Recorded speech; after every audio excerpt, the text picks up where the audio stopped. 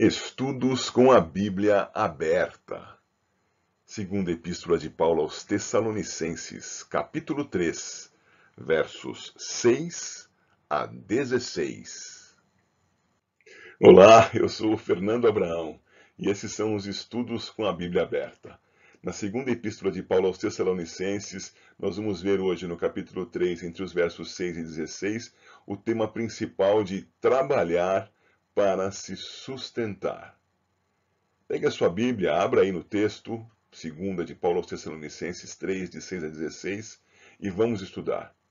Podendo, marque aqui embaixo o seu positivo ou o seu negativo e inscreva-se no canal. Vamos lá! Antes de seguirmos, vamos dar uma olhadinha na estrutura dessa carta. Afinal de contas, nós estamos bem perto do seu final e convém dar uma olhadinha naquilo que nós já estudamos. Primeiro, Paulo reconhece que os tessalonicenses vinham sendo atribulados. Depois, ele os anima com o justo juízo divino a manifestar-se na volta do Senhor Jesus. O terceiro aspecto é que o apóstolo reforça o ensino sobre a sequência de eventos precedentes à volta de Cristo. Ele não voltará antes que se manifeste o homem da iniquidade. E segue o texto no capítulo 2. O quarto ponto é que exorta os tessalonicenses a permanecerem firmes na fé e nas obras cristãs, abrangendo o final do capítulo 2 e o início do capítulo 3. E especifica isto como último aspecto, que é o que nós passamos a ver agora.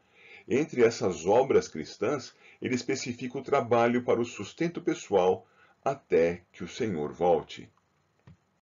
Nós vamos ler o texto dos versículos 6 a 10. E, relendo o texto algumas vezes, vamos dar as ênfases que precisamos destacar nesta fração do parágrafo de hoje. Vejamos lá então, a partir do versículo 6. Nós vos ordenamos, irmãos, em nome do Senhor Jesus Cristo, que vos aparteis de todo irmão que ande desordenadamente e não segundo a tradição que de nós recebestes. Pois vós mesmos estáis cientes do modo por que vos convém imitar-nos, visto que nunca nos portamos desordenadamente entre vós, nem jamais comemos pão à custa de outrem. Pelo contrário, em labor e fadiga, de noite e de dia, trabalhamos, a fim de não sermos pesados a nenhum de vós. Não porque não tivéssemos esse direito, mas por termos em vista oferecer-vos exemplo em nós mesmos, para nos imitardes. Porque, quando ainda convosco, vos ordenamos isto: se alguém não quer trabalhar, também não coma. Vamos às ênfases. Primeiro, nós observamos que, tanto no versículo 6 quanto no versículo 10, Paulo utiliza de uma expressão que, para a língua portuguesa, aparece como vos ordenamos. Trata-se de uma instrução normativa. Paulo instruiu os tessalonicenses e instruía novamente neste momento no correr da carta. A sua instrução tinha um peso de palavra do Senhor, logo, era uma ordem. A instrução aparece com uma ordem no versículo 6 e vai ser a diretriz de toda esta fração de texto que nós passamos a estudar. A instrução com valor de norma, a instrução como ordem, que está no versículo 10, se refere a algo que já havia sido ensinado para os tessalonicenses e que fundamenta tudo isto que está sendo revisto neste parágrafo da epístola. Paulo, então, ordena aos irmãos, versículo 6, que estes se apartem, se separem, não compartilhem da vida de pessoas que têm certo comportamento. Vejamos mais sobre isso. É importante notar que essas pessoas são irmãs na fé. Logo no início do versículo 6, verificamos: nós vos ordenamos irmãos. E agora, vos aparteis de todo irmão que... Então, é uma questão interna ao grupo de cristãos, interna à igreja. Ele está tratando de irmãos, é uma instrução fraterna, mas também é disciplinar. Precisamos ter isso em mente. Quais seriam esses irmãos disciplinados, dos quais outros que andassem em fidelidade deveriam se apartar? A palavra desordenadamente aqui não tem um sentido completo no versículo 6 até este ponto. Ela vai se tornar clara a partir daqui, com as especificações que Paulo fará sobre o significado do desordenadamente. E nós veremos isso no correr do texto, quando ele vai explicar a que ele se refere quando usa a palavra tradição neste momento. Tradição. Tradição está aqui nesta tela, dando ênfase a alguns textos que eu gostaria que você observasse, estão em negrito, embora em letras brancas, e em negrito com letras rosadas. A tradição está aqui então se referindo ao ensino prático de Paulo. Observa, versículo 7. Pois vós mesmos estáis cientes do modo por que vos convém imitar-nos, imitaciações. Continua a leitura, visto que nunca nos portamos desordenadamente entre vós. Opa, então os tessalonicenses deveriam imitar as ações de Paulo para não viver desordenadamente. Continua o versículo 8. Nem jamais comemos pão à custa de outrem. Primeiro aspecto desse desordenamento, comer pão à custa de outra pessoa. Veja lá o versículo 8. Pelo contrário, em labor e fadiga, de noite e de dia, trabalhamos a fim de não sermos pesados a nenhum de vós. Ele se refere a irmãos que, podendo trabalhar, não o faziam. Antes, se colocavam como peso sobre outros.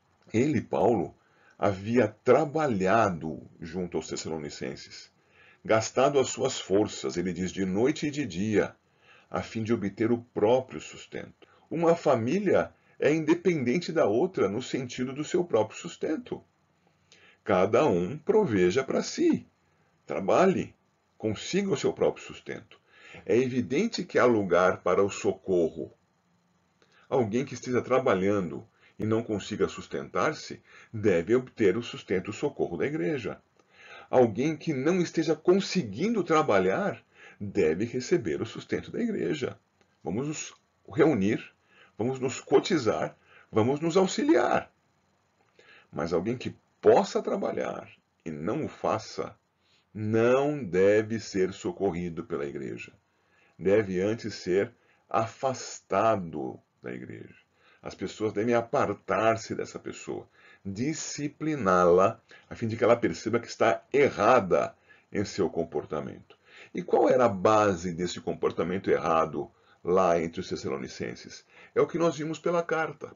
Eles haviam recebido informações, talvez até por uma carta alegada como de Paulo, mas que ele havia já demonstrado que não era dele, dizendo que a volta de Cristo estava aí para acontecer, era iminente.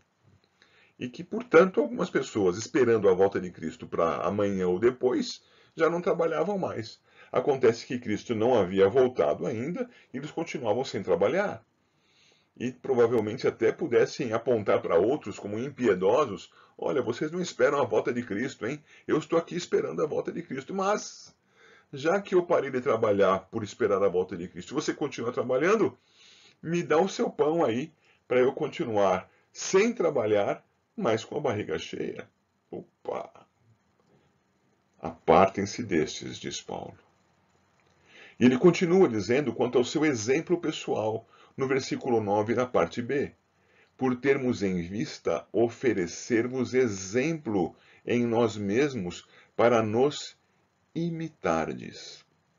A tradição, então, que Paulo está anunciando ter entregue aos Tessalonicenses envolve a prática, o ensino para que seja imitado, o exemplo. Mas a tradição também envolve um ensino oral, aquilo que ele disse aos Tessalonicenses. Isso está no versículo 10. Porque quando ainda convosco vos ordenamos isto, veja, ordenamos quanto a coisas do passado. Ele disse o quê? Se alguém não quer trabalhar, também não coma. É bem claro o ensino, não? Talvez você tenha percebido que na tela anterior a parte inicial do versículo 9 estava apagada. Agora aqui ela já está legível. Eu a apaguei da projeção anterior a fim de que você pudesse seguir o raciocínio de Paulo de uma maneira mais direta. Porque aqui, no início do versículo 9, há uma informação que, sim, acrescenta ao contexto que nós estamos estudando, mas que traz algo novo a ser observado. Veja, ali diz: não porque não tivéssemos esse direito. Paulo vinha dizendo no versículo 8 que ele não queria ser pesado a nenhum dos tessalonicenses e que por isso trabalhava de dia e de noite. E então ele inicia o versículo 9 dizendo: não porque não tivéssemos esse direito. Veja, ele considerava que, como apóstolo do Senhor, como ministro da palavra, como aquele que ensinava a verdade aos tessalonicenses, ele exercia com isso um trabalho. Todavia, um trabalho peculiar, um trabalho específico, que não era realizado por todos os tessalonicenses. E que, tão somente por realizar esse tipo de trabalho, na formação, na edificação, na comunicação da verdade do Evangelho para aquelas pessoas, ele já tinha, diante deles, condições de receber o seu sustento. Veja, quem não trabalha, que não coma. Mas Paulo considerava o que fazia como trabalho. Ele trabalhava em favor da igreja. Esse trabalho que nós hoje entendemos ser chamado de ministério. O trabalhador é digno de ser sustentado. Contudo, para dar exemplo, ele deixou de se utilizar desta possibilidade para, trabalhando como os demais, trabalhando à semelhança das demais pessoas, com trabalhos manuais, com trabalhos intelectuais, com os trabalhos de toda a sorte, desde que honrosos a Deus e conforme a sua palavra. Sim, com esses trabalhos ele exemplificava como as demais pessoas deveriam fazer para se sustentarem, embora ele pudesse obter sustento tão somente pelo que já fazia. E ele já fazia o quê? Ensinava a palavra para a igreja. Vamos seguir para a porção dos versos 11 a 15. Pois, de fato, estamos informados que entre vós há pessoas que andam desordenadamente, não trabalhando, antes se intrometem na vida alheia. A elas, porém, determinamos e exortamos, no Senhor Jesus Cristo, que, trabalhando tranquilamente, comam o seu próprio pão. E vós, irmãos, não vos canseis de fazer o bem. Caso alguém não preste obediência à nossa palavra dada por esta epístola, notai-o.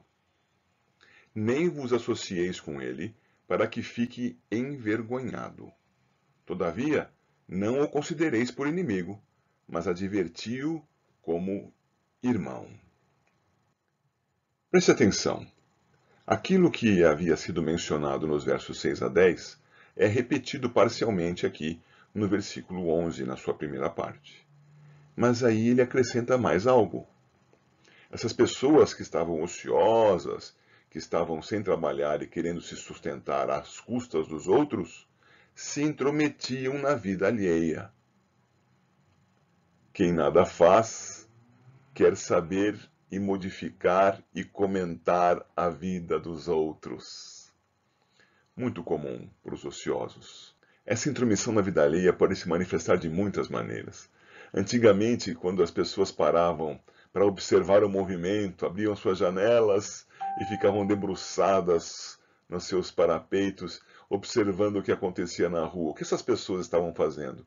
Estavam demonstrando o seu ócio, demonstrando que não tinham nada para fazer, logo ficavam observando os outros. Hoje a nossa janela não está voltada para as ruas, está nas mídias sociais. E nós estamos sempre olhando para as mídias sociais para saber como vão as vidas das pessoas e vamos nos intrometendo nelas. E muitos querem até que as pessoas se intrometam em suas vidas. Ficam se expondo muito mais do que deveriam. Atenção! Tanto por um lado quanto por outro, tanto aqueles que se expõem mais do que deveriam, quanto aqueles que ficam se intrometendo na vida dos outros, são ociosos. Deveriam parar com este hábito e voltar-se ao trabalho. Se não tem trabalho para fazer para o seu próprio sustento, porque já estão sustentadas, pensem no reino de Deus. E vamos trabalhar para a glória do Senhor, trabalhar para o seu reino, para a proclamação do Evangelho, para a sua exaltação. Muito bem, o texto segue. Nós podemos ver que Paulo passa a exortar essas pessoas com a mesma força que exortou as primeiras a se apartarem daqueles que estavam ociosos. Lá no versículo 6, em nome do Senhor Jesus, apartai-vos. Agora aqui no 12, no Senhor Jesus Cristo nós determinamos e exortamos: trabalhem, comam o seu próprio pão. Percebe a força da palavra do apóstolo Paulo? Não é uma sugestão. Eu, em nome de Jesus, vos ordeno: façam aquilo que honra a Deus. Trabalhem para obter o seu próprio sustento. Ele vai também dizer mais palavras de reforço àquelas pessoas que antes lhe havia ordenado que se apartassem dos ociosos. Ele vai dizer a partir do 13, vós, irmãos, não vos canseis de fazer o bem. Então, se há ociosos, há pessoas que não estão trabalhando para se sustentar, irmãos, vocês que estão trabalhando, continuem trabalhando. Continuem fazendo o que deve ser feito. Continue fazendo o bem. E observem os ociosos. Notem os ociosos, versículo 14. E ao notá-los, fazendo referência a João 7,24, julguem-nos conforme a reta justiça. Julguem as razões do seu ócio. É porque não conseguem trabalhar ou é porque estão encostados de fato? É porque estão encostados. São preguiçosos. Estão dando desculpas. Estão enganados quanto à doutrina. Vamos esclarecê-los. Mas, enquanto eles não se corrigem, nem vos associeis com este que está em desobediência à palavra do Senhor. Contudo, finalizando com o verso 15, ele vai dizer: afastem-se, mas não se esqueçam, vocês continuam sendo irmãos. Não os considereis por inimigos, mas adverti-os como irmãos. Vamos tratar essas pessoas respeitosamente, cuidadosamente, querendo que, corrigidos, caminhem o reto caminho conosco, trabalhando, obtendo sustento para a glória do Senhor. Revendo os pontos que estudamos hoje. Primeiro, não participar de nada com irmãos que se neguem a prover para si mesmos com trabalho. Isso não é uma sugestão. Eu vos ordeno, em nome do Senhor Jesus. Verifique o verso 6. Essa disciplina não é excomungante, mas é fraterna.